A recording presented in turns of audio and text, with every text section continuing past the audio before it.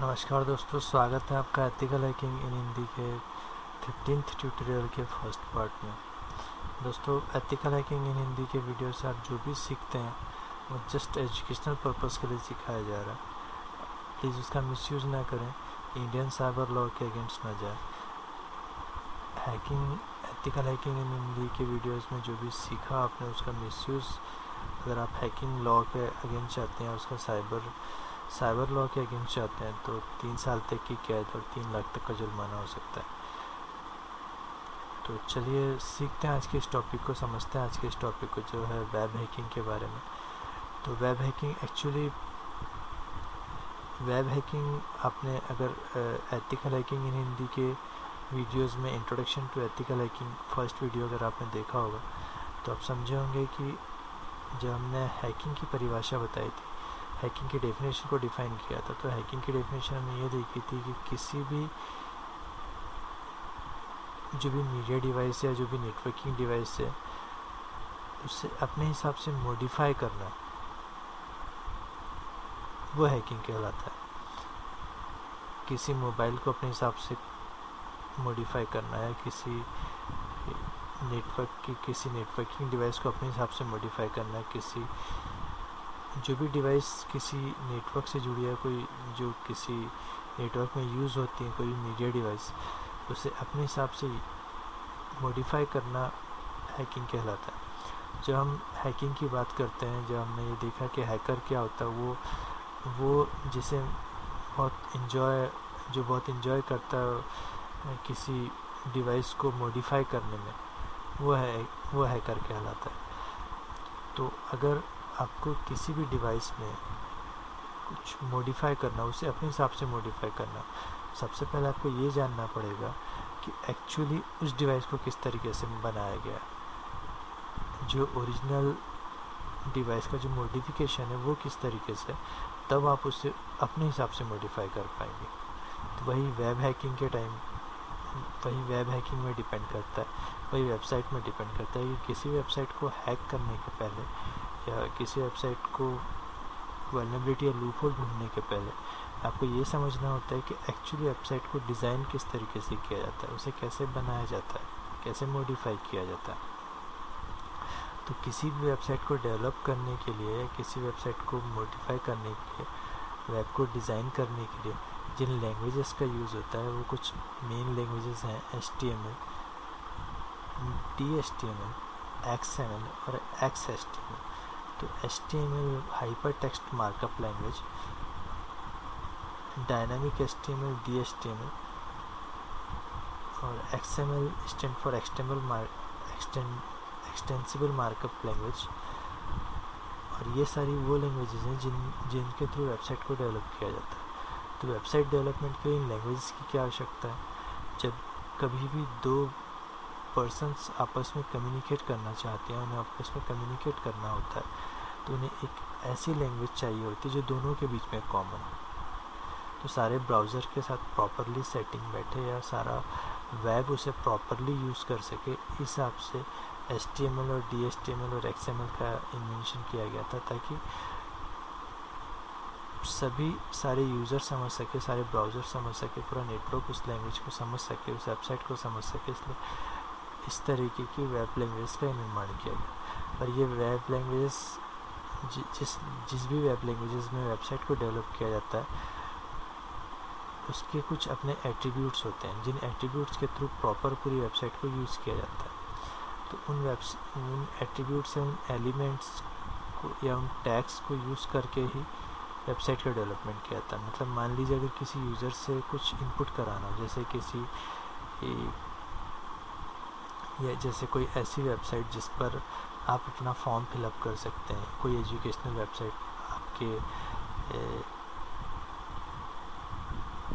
University की website, या जैसे जीमेल पर आप अपना अकाउंट क्रिएट करते हैं, उस समय जो आप फॉर्म फिलअप कर रहे होते हैं, या किसी गवर्नमेंट जॉब्स के लिए आप अप्लाई कर रहे होते हैं, फॉर्म फिलअप कर रहे होते हैं, अपनी डिटेल्स भर रहे होते हैं, तो एक्चुअली फॉर्म एट्रीब्यूट या फॉर्म टैग की वजह से भर रहे होते हैं। क्योंकि फॉर्म आप यहाँ देख सकते हैं, इसका सिक्योरिटी इम्प्लीकेशन में यहाँ पे मेंशन किया हुआ है कि एक्चुअली इस एट्रीब्यूट का, फॉर्म एट्रीब्यूट का मेन यूज़ क्या होता है।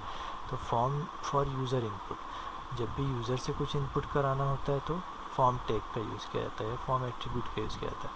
पर यही सबसे बड़ा सिक्योरिटी रिस्क होता है, क्योंकि यूज़र से जब आप कुछ इनपुट करा रहे होते हैं तो एक्चुअली आप यूज़र को ये परमिशन दे रहे होते हैं या अथॉरिटी दे रहे होते हैं कि वो आपकी वेबसाइट पर या आपके वेब पेज पर कुछ इंटर कर सके। तो अटैकर इसी का फ़ायदा उठाते हैं और जो एक्चुअली इंटर करना चाहिए उसे छोड़कर कुछ ऐसी कोडिंग्स इंटर करते हैं जिनसे उस वेबसाइट के एबनॉर्मल रिजल्ट बाहर आते हैं। जब फॉर्म एक्शन की बात करते हैं तो एक्शन एट्रीब्यूट आप यहाँ देख सकते हैं, this form attribute define the executing program on the web server. जो उस वेब सर्वर पर जो भी एग्जीक्यूटिंग प्रोग्राम होते हैं उनके बारे में उनकी कुछ डिटेल्स को सेंड करता है, उनके बारे में कुछ बताता है। By the knowing of the name of the program the user supplied data and the attacker can learn the valuable information about it. और जब हम बात करते हैं फॉर्म के साथ मेथड की, तो मेथड एक्चुअली दो तरीके से होता है। आप यहाँ देख सकते हैं two method exist for submitting information to the program. किसी भी प्रोग्राम में, किसी वेबसाइट्स में दो तरह के मेथड्स होते हैं, एक पोस्ट और गेट, एक भेजना और दूसरा बुलवाना। जब आप कुछ पोस्ट कर रहे होते हैं तो भेज रहे होते हैं, कुछ गेट कर रहे होते हैं तो मंगवा रहे हैं। By understanding the method of the submission and attacker can listen the information. सारी इंफॉर्मेशंस को समझ सकता है, सारे जो इंफॉर्मेशंस हैं उन सारी इंफॉर्मेशन को गेन कर सकता है। जब आप किसी इंफॉर्मेशन, जब आप कुछ मंगवा रहे होते हैं किसी वेबसाइट से, केस होता है, गेट होता है। जब आप कुछ भेज रहे होते हैं तो पोस्ट होता है। अगर कोई वेबसाइट किस तरीके से डेवलप की गई, उसमें कितने तरीके के एलिमेंट्स या एट्रीब्यूट्स यूज़ हुए, ये जब एक अटैकर को देखना होता है तो किसी पर्टिकुलर वेबसाइट पर जाकर राइट क्लिक करके व्यू पेज सोर्स ऑप्शंस पर क्लिक करें तो वो उस वेबसाइट के पूरे एलिमेंट आपको एट्रीब्यूट नज़र आ जाएंगे। उसमें कौन कौन से एट्रीब्यूट यूज़ हुए हैं, किस किस तरीके के एलिमेंट्स यूज़ हुए हैं, टैग यूज़ हुए हैं सारे, तो उससे उसका सिक्योरिटी इम्प्लीकेशन पता चल जाता है।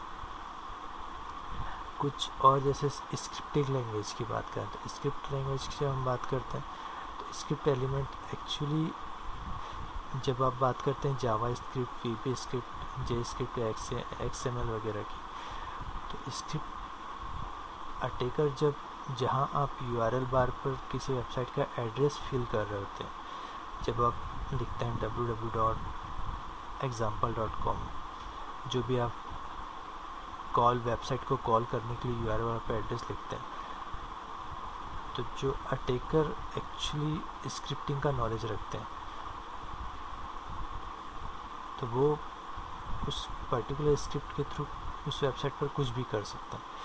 आप यहाँ देख सकते हैं when an attacker can modify the client side scripting, he और she can then pass the bypass certain physical sanitization scripts. इन स्क्रिप्ट्स के थ्रू वो कुछ भी इंफॉर्मेशन वहाँ से निकलवा सकते हैं, बाईपास करते हैं सिक्योरिटी फिल्टर को, और भी बहुत सारी चीज़ें इन स्क्रिप्टिंग के थ्रू URL बार पे स्क्रिप्ट को कॉपी पेस्ट करके हो सकता है। इनपुट की जब हम बात करते हैं तो आप यहाँ देख सकते हैं input element allow for an input control for a form. और जब हम बात करते हैं हिडन टाइप की, इनपुट टाइप हिडन, तो इनपुट टाइप जब हिडन होता है तो आपने देखा होगा किसी भी ई-कॉमर्स वेबसाइट्स पर जहाँ भी कुछ सेल किया जा रहा होता है, जैसे जो भी ई-कॉमर्स वेबसाइट्स हैं जो इंटरनेट पर ऐसी वेबसाइट जहाँ पर कोई प्रोडक्ट सेल किया जा रहा होता है तो हर प्रोडक्ट के नीचे उसका प्राइस दिया होता है। तो अगर इनपुट टाइप हिडन है तो वहाँ पर 5000 की जो भी कोई भी प्रोडक्ट होगा, उस प्रोडक्ट को कोई अटैकर चाहे तो उसे 50 रुपीज़ में अपने एड्रेस पर डिलीवर करवा लें। तो ये होता है इनपुट टाइप हिडन की वजह से। ये किस तरीके से होता है इसे हम समझेंगे। अभी हम इसे थ्योरेटिकली समझने की कोशिश करते हैं। तो अगर input type hidden tag use हो रहा हो या एट्रीब्यूट यूज़ हो रहा हो तो उस पर्टिकुलर वैल्यू को चेंज किया जा सकता है। ये एक प्रोग्राम होता है जब आप किसी प्रोडक्ट को सेल करने के लिए अपने क्रेडिट कार्ड का या डेबिट कार्ड का नंबर वगैरह देते हैं तो उसमें से उतनी ही राशि काटी जाती है जितना उस पर्टिकुलर प्रोडक्ट के नीचे लिखा हुआ होता है। तो अगर उस लिखी हुई वैल्यू को ही चेंज कर दिया जाए तो जितना लिखा होगा उतना ही उस पर्टिकुलर क्रेडिट कार्ड में से कटेगा। तो ये सब होता है इनपुट टाइप हिडन की वजह से। कल हम जानेंगे, नेक्स्ट वीडियो में देखेंगे input maximum length, input size, variable, applet, object embed के बारे में।